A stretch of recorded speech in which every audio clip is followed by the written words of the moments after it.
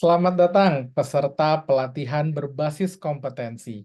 Pada sesi ini, kita akan membahas tentang bagaimana cara merancang program pembelajaran dan pengembangan sesuai dengan hasil analisis kebutuhannya. Elemen kompetensi yang akan kita bahas pada sesi ini adalah merancang program pembelajaran dan pengembangan, yang kebetulan namanya juga sama dengan unit kompetensinya, merancang program pembelajaran dan pengembangan, dengan kode unit M70 SDM 010322. Saya Ismail Radiansyah Siregar akan membersamai Anda dalam sesi kali ini. Sebelumnya saya perkenalkan dulu diri saya. Nama saya adalah Ismail Radiansyah. Saya seorang Learning and Operation Manager di Wahana Cendekia dan juga pernah memiliki pengalaman di tempat lain sebagai Head of Tech People Improvement dan Learning and Culture Transformation Manager. Saya menyelesaikan studi Magister Teknologi Informasi di Universitas Indonesia dan S1 saya Teknik Telekomunikasi di Telkom University. Saat ini saya memiliki beberapa sertifikat. Ada 3 sertifikat yang dikeluarkan oleh BNSP.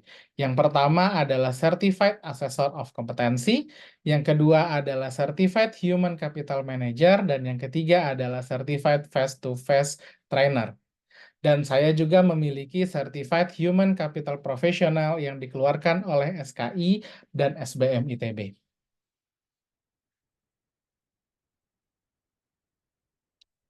Sebelum kita memasuki sesi, saya ingin mengingatkan pengantar keselamatan dalam training kali ini.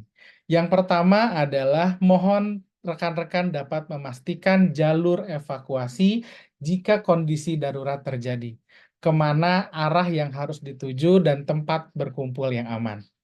Yang kedua adalah pastikan seluruh peralatan listrik dan api dalam posisi yang aman, dimanapun Anda berada. Dan yang ketiga, pastikan posisi duduk Anda nyaman dan memudahkan mobilisasi jika terjadi keadaan yang darurat.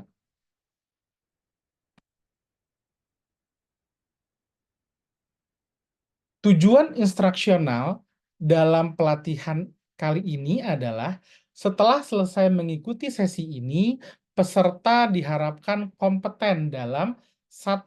Menyusun program pembelajaran dan pengembangan sesuai dengan tujuannya. Dan yang kedua adalah mampu menetapkan program pembelajaran dan pengembangan sesuai dengan ketersediaan sumber daya organisasi.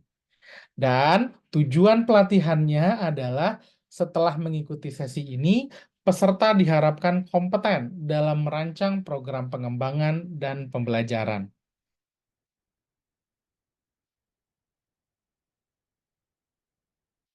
Yang akan kita bahas dalam sesi ini adalah elemen kompetensi merancang program pembelajaran dan pengembangan, di mana untuk elemen kompetensi ini terdapat 2 kriteria unjuk kerja.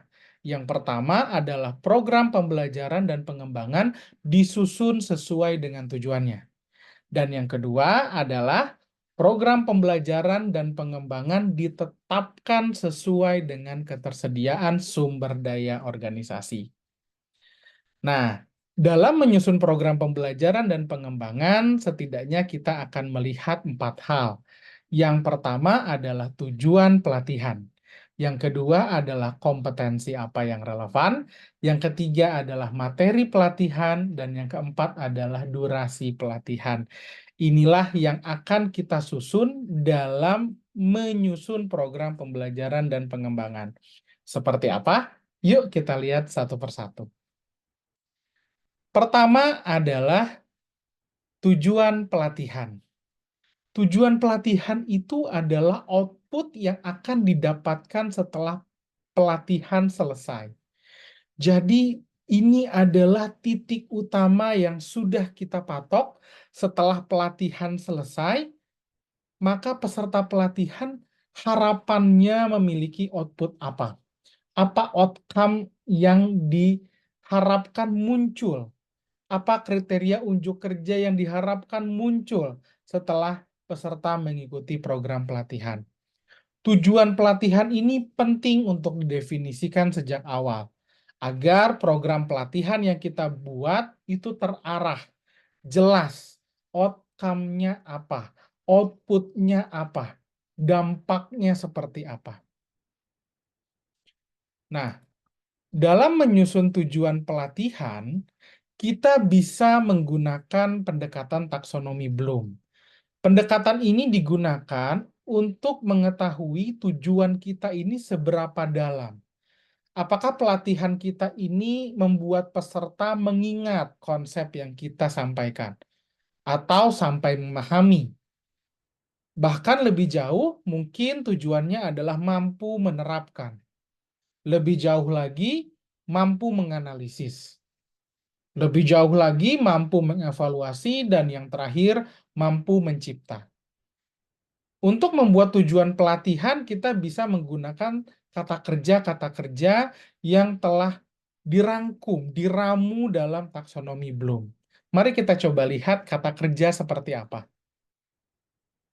Nah, ini adalah contoh-contoh kata kerja mulai dari C1 mengingat sampai C6 mencipta. Di C1 mengingat, kita bisa melihat kata kerja yang bisa kita gunakan dalam membuat tujuan pelatihan. Misalnya, peserta mampu menyebutkan, peserta mampu mengidentifikasi, peserta mampu menamai, menandai, dan seterusnya. Atau jika kita ingin membuat program pelatihan yang levelnya di atas, memahami, maka kita bisa menggunakan kata kerja di kolom C2. Seperti peserta mampu merinci, peserta mampu menguraikan, peserta mampu menerangkan, dan seterusnya. Dan misalnya kita ingin lebih jauh lagi, kita bisa menggunakan kata kerja di kode C3, menerapkan. Contohnya, peserta mampu mengalokasikan, peserta mampu mengurutkan, peserta mampu membangun, dan seterusnya. Nah, leveling ini tentu saja disesuaikan dengan sejauh mana sih program pelatihan ini diikuti oleh peserta. Dan tentu saja nanti akan dipengaruhi oleh siapa yang mengikuti program pelatihannya. Apakah program pelatihan ini di level basic, di level intermediate, atau di level advance. Jadi kalau kita lihat sebetulnya teman-teman, tujuan pelatihan itu seperti roda depan kendaraan, roda depan sepeda misalnya. Kemanapun arah roda depan sepeda, maka kesanalah sepeda akan bergerak. Baik bodinya, roda belakang, joknya, dan seterusnya. Kemanapun arah tujuan pelatihan, maka yang lainnya akan mengikuti. Kalau tujuan pelatihannya sudah sampai level C4, maka nanti materinya harus ada di level C4. Peserta yang ikutnya harus mumpuni untuk mengikuti pelatihan di level C4. Metode yang disampaikannya harus membuat peserta mampu menghasilkan output di level C4, dan seterusnya. Disinilah tujuan pelatihan menjadi pondasi dasar, hal yang krusial untuk ditentukan dan direncanakan sejak awal. Karena kemanapun tujuan pelatihan, maka seluruh desain pelatihan setelah ini harus mengikuti tujuan pelatihannya. Selanjutnya kita bahas kompetensi yang relevan. Rekan-rekan, setidaknya ada 3 jenis kompetensi yang dikenal. Yang pertama adalah Standar Kompetensi Kerja Nasional Indonesia, atau kita kenal dengan SKKNI. Program pelatihan yang sedang rekan-rekan ikuti pada kali ini mengikuti standar kompetensi SKKNI ini. Lebih tepatnya, standar kompetensi SKKNI nomor 149 tahun 2020 tentang manajemen sumber daya manusia. Apakah semua pelatihan harus mengikuti SKKNI? Tentu saja tidak. Nah, untuk pelatihan yang mengikuti standar kerja internasional, maka standar kompetensi kerjanya pun mengikuti standar kompetensi kerja internasional. Atau kita pun bisa membuat pelatihan yang mengikuti standar kompetensi kerja khusus, yang biasanya ini dibuat oleh perusahaan tempat kita bekerja, misalnya asosiasi di mana industri kita berada, dan seterusnya. Artinya diberlakukan secara khusus dalam ruang lingkup tertentu. Nah, program pelatihan yang kita rancang itu bisa merujuk kepada salah satu atau lebih dari standar kompetensi-kompetensi yang ada ini.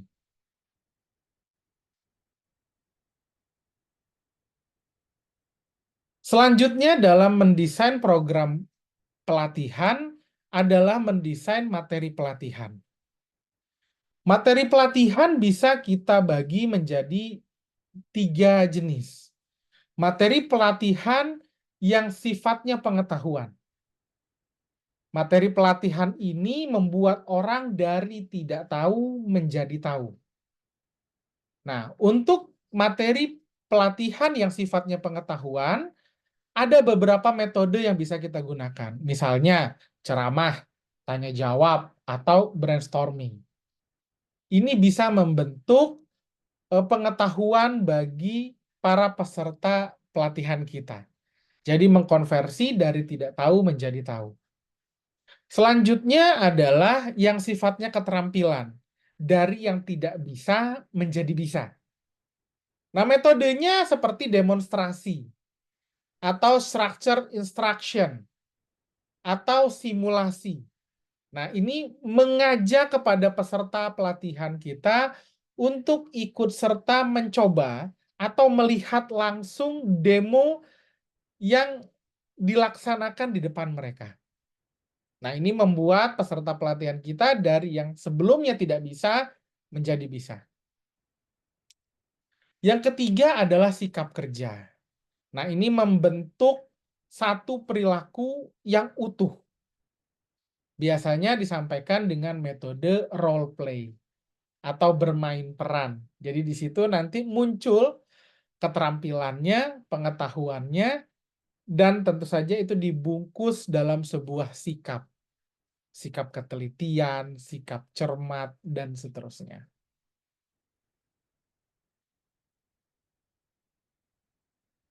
Komponen pelatihan yang harus kita desain berikutnya adalah durasi pelatihan. Jadi kita harus mendesain pelatihan yang durasinya tepat. Cukup untuk membahas materi dengan detail dan dipahami oleh seluruh peserta, tapi di sisi lain juga tidak terlalu lama sehingga membuat peserta merasa bosan. Nah, beberapa patokan yang bisa kita gunakan adalah 1 hari itu biasanya dibagi ke dalam 4 sesi. Sehingga di antara sesi-sesi ini bisa diberikan jeda sejenak untuk sekedar coffee break atau meluruskan badan. Jadi ada break-break agar peserta tetap bisa fokus setiap sesinya. Nah, 1 sesi itu sendiri dilaksanakan selama 2 jam pelajaran atau 2 jam pelatihan. Di mana 1 jam pelatihan itu selama 45 menit. Ini adalah best practice yang biasa digunakan dalam mendesain durasi pelatihan. Nah, kita sudah membahas elemen-elemen apa saja yang perlu kita desain dalam menyusun program pembelajaran dan pengembangan. Nah, hal-hal tadi bisa dituangkan dalam desain seperti tabel yang saya munculkan di sini. Jadi yang pertama, sebelah kiri kita tentukan tujuan pelatihannya. Elemen kompetensinya apa sih? Nah, dari situ kita bisa tentukan kriteria unjuk kerjanya. Seperti apa unjuk kerja yang diharapkan muncul pada tujuan-tujuan, pada elemen-elemen kompetensi yang sudah kita setting di awal. Nah, setelah itu kita tentukan materi dan metode seperti apa yang akan dibawakan pada saat penyampaian program pelatihan. Bisa dibagi menjadi 3, pengetahuannya, materinya apa saja, disampaikan dengan metode apa saja. Keterampilan, itu untuk membahas materi apa dan disampaikan dengan metode apa. Dan terakhir, sikap kerja yang ingin dibentuk, itu seperti apa dan diajarkan atau disampaikan dalam metode seperti apa. Terakhir, kita bisa sampaikan berapa lama durasi untuk setiap kriteria unjuk kerja yang kita desain. Demikian sesi pada kali ini. Silakan teman-teman menyampaikan feedback untuk sesi ini dengan men-scan QR code yang ada di layar untuk memberikan masukan-masukan agar memperbaiki sesi ke depannya. Terakhir, saya ingin menutup sesi dengan sebuah quotes. Belajar adalah kompetensi pertama seorang pengajar. Maka jangan berhenti untuk belajar. Sekian, terima kasih. Saya Ismail Radiansyah.